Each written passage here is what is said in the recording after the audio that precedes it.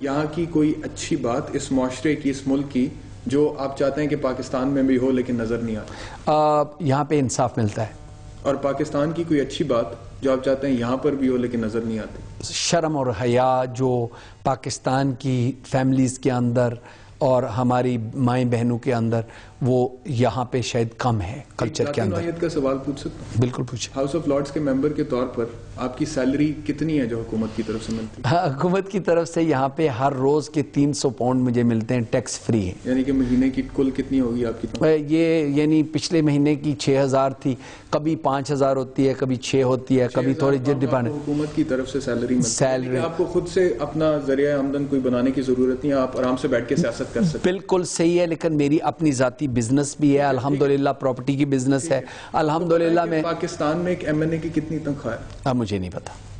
پاکستان میں صدر کی تنخواہ آپ کو پتا ہے؟ نہیں پتا ہے. ویسے آخری دفعہ جب میں نے فگرز چیک کیے تھے نا، تو پاکستان میں صدر کی تنخواہ 80,000 روپے تھی، اور ایم این اے کی جو تنخواہ ہے وہ تقریباً 50 کے قریب. لیکن اسی لیے پی آئی اے بھی بینکرپٹ ہو رہا ہے، سٹیل ملز بھی بینکرپٹ ہو رہی ہیں، اس لیے ٹرینز بھی جو ہیں وہ ختم ہو چکے ہیں، اسی لیے پاکستان اسی لیے بہت ساری. ہاں بالکل یہ بات صحیح ہے. اگر آپ دیکھیں تو پاکستان کی پولیس کا کہا جاتا تھا کہ سب سے کرپٹ ہے، لیکن پاکستان کی جو ٹریفک پولیس ہے، it's probably one of the most professional and honest police forces in the world. اور اس کی وجہ یہ ہے کیونکہ ان کو تنخواہ اچھی ملتی ہے، عزت ملتی ہے، ٹریننگ اچھی ہے. اور سیاستدان بھی اس وجہ سے پرفارم کرتے ہیں کیونکہ انہیں بھی تنخواہ اچھی ملتی ہے برطانیہ میں. یہ بالکل صحیح بات ہے. اور پاکستان کے اندر پارٹی کا فنکشن جو میں بھی اٹینڈ کر رہا تھا کل رات کو، جس میں ایڈ ملیبینٹ صاحب بھی تھے، وہ لیڈر آف دی اپوزیشن ہے پارلیمنٹ میں. بالکل. یہی کتنی تنخواہ ہوگی؟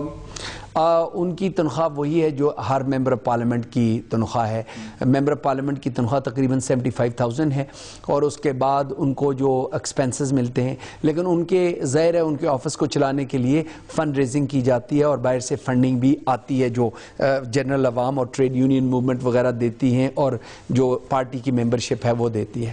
ایک عام برطانوی پاکستان کے بارے میں اور اسلام کے بارے میں کیا نظریہ رکھتا ہے؟ انفارچونیٹلی بدقسمتی ہماری یہ ہے کہ بڑی نفرت کرتے ہیں. جنرلی اسپیکنگ بہت کم لوگ ہیں جو سمپتھائز کرتے ہیں. زیادہ لوگ یہ سمجھتے ہیں کہ وہاں پہ سوئسائڈ بامر ہیں، وہاں پہ ٹیررزم ہے، وہاں پہ کرپشن ہے، وہاں پہ جو ہے وہ کلنگ ہوتی ہے ہر وقت، بیڈ نیوز آتا ہے، بہت نیگیٹو رول پلے کر رہا ہے. اور پھر بی بی سی نے جو ریسنٹلی ڈاکیومنٹری بنائی تھی وہ بڑی غلط قسم کی تھی، سیکرٹ پاکستان. اور اس کے حوالے سے میں نے مارک ٹامسن اور secretary of state for culture اور میڈیا، دیکھنے والوں کو بتا دیں کیا تھا اس ڈاکیومنٹری. اس ڈاکیومنٹری میں جھوٹ بہت تھا. اس میں چیزیں جو ہیں آؤٹ آف کانٹیکسٹ بتائی گئیں. اس میں پاکستان کو ذمہ دار ٹھہرایا گیا کہ جو وہاں پہ جو کچھ ہو رہا ہے افغانستان کے اندر وہ پاکستان کی انٹیلیجنس سروسز کروا رہی ہیں. انہوں نے جو انٹرویو لیے تھے 4 مہینے 6 مہینے پہلے لوگوں کے، ان کو آؤٹ آف کانٹیکسٹ لگا کے جوڑ کے، اور پھر کچھ لوگوں کے انٹرویوز کروائے، جس سے انہوں نے کہا جی کہ یہ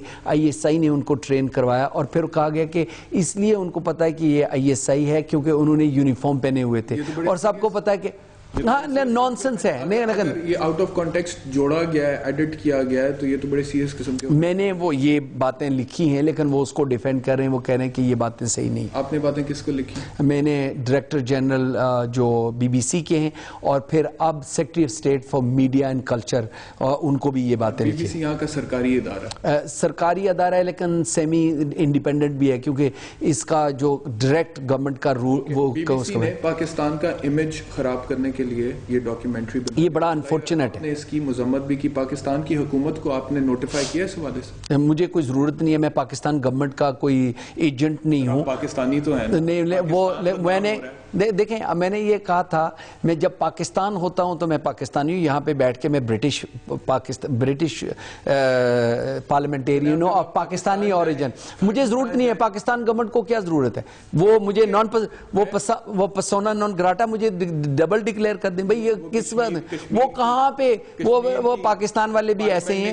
وہ اسلام آباد میں سے جو حکم ہوتا ہے وہ وہاں پہ جناب ان کے جو درباری ہیں وہ کرتے ہیں، عواری جو کرتے ہیں، ورنہ یہ اسلام آباد ان کو اتنا کنٹرول کرتا ہے وہ نہیں کر سکتے اس کے بغیر.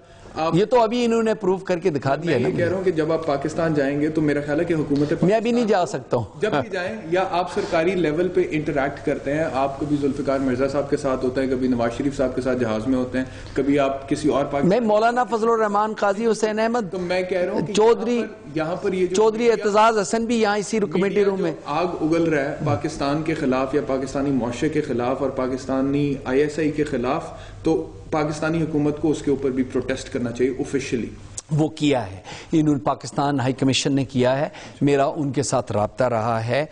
مجھے پتا ہے کہ نفیس زکریا صاحب نے بھی پروٹیسٹ کیا ہے, واجد شمس الحسن صاحب نے بھی کیا ہے, اور وہ انہوں نے خط لکھے ہیں, انہوں نے میٹنگز بھی کی ہیں, گیو دیم کریڈٹ, انہوں نے بہت کام کیا ہے. اس کے علاوہ یہاں پہ جو برٹش پاکستانی کونسلرز ہیں انہوں نے بھی لکھا ہے, کمیونٹی لیڈرز نے بھی لکھا ہے, بہت سارے لوگوں نے یہ پروٹیسٹ کیا ہے. لارڈ نذیر احمد, پروگرام میں تشریف لانے کا بہت شکریہ. Thank you very much.